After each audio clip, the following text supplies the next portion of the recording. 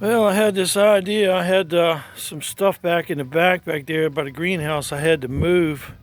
And I remembered that I had this black landscape fabric. It's only about a year old underneath of it. And I had to take that up anyway. So I thought I might take it out here and string it up temporary to kind of show the effect of having a backdrop against this thing. And this monstrosity. And thought I'd give you a little view of what I'm looking at. I only had two pieces. I had one long piece, about 20 foot, and then a shorter piece. So I got enough to cover up to the door. But this panel over here is about 6.5 foot by 7 foot. I don't have enough for that. So I found out that on the website for the shade cloth material that I want, that comes with the grommets and the sewn edges and everything, and it's got all the stuff in it, the UV protectant to give it long life, that they're looking at, because of the virus, they're looking at a 30-day shipping date.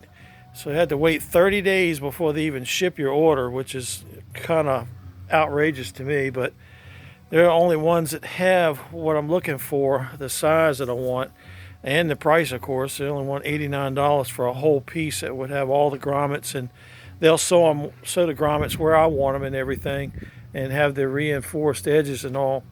So I guess it's one of those things I'll have to put up with. I'll just see if I can find another piece of this material and put up over here to complete it.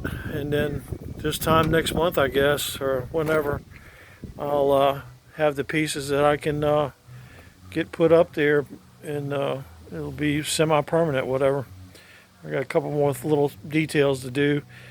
Some of this glue that I use, I tried 3 different types of glue, and the most expensive one that I bought was $9 for a tube of that, and it's a clear product called Lexel, Lexel, and that seems to be the only thing that's held up. The DAP construction adhesive and the cheap crap that they use on construction sites. It's like microwave peanut butter. You cut the top off of it and it just starts pouring out before you even get ready to use it. That was a sloppy mess, and that stuff cured a little bit in some places. In other places it didn't cure very good at all. It's like it wasn't mixed real good inside or something. But we got a rain the very next night. Well, see, 3 nights later we got a rain, and it caused a bunch of the stuff to fail. So there's places on here that I've got clothespins, and that's where I've got to make corrections. I've got to go back and re-glue those because those parts popped off. And you can see I've got eyeballs on some of them now. Well, all of them, but a few on the other side. And all of these, basically, the glue has lost its grip and everything, so I'm going to have to put the other stuff on there. I suspect it's a high silicone base, and that ought to get us to hopefully keep this stuff on there, and kind of makes these doors and stuff just disappear. I got this piece up here, temporary, not very pretty, but do the best you can with what you got. When you're on a low budget or a no budget, like my case, you do the best you can. Kind of give me a little bit of a break today, although I think I worked this as hard trying to straighten this mess up back here. I've been taking this garden tiller right here and lowering that tines down and going in here. And since somebody stole my round point shovel and I don't have one anymore, I've got a flat shovel, a straight shovel, and a little spade.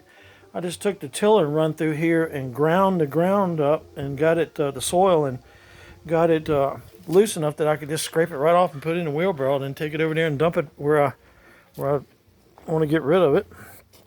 And that seems to be working out pretty good. I'll work about 15 minutes and take about a 15-minute break and then come back and start over. But this is all the wood that I moved this morning from over here alongside of the greenhouse. That's where these pieces of fabric will land down. The soil's beautiful here. The soil's just as dark brown. There's nothing growing in it. And I had these tanks I had to move. I got lucky and moved these. These are not too bad. These are about 60 pounds, but that one down there weighs about 125 pounds. There's 5 of them stuck together. And one of them's damaged, of course. I took that one anyway so I could use for parts and stuff, because I can patch and weld this type of polyethylene. And I wish that hadn't fallen down there. Now it's going to be a struggle to get it back, because all that soil right down there is where I dug out. That's where all the drainage is going to, and then going around the corner out back. So if I step in that stuff, I'm going to go up to my hip, so I don't dare walk out there. So I'm going to try and find a stick with a nail on it, see if I can roll that over close to the bank here and grab it, and maybe I can get lucky and get a rope around it and pull it up on back up on the bank here where it'll be stored. But everything else is going along pretty good. I got my junk is starting to get organized, and the tomatoes are still kicking.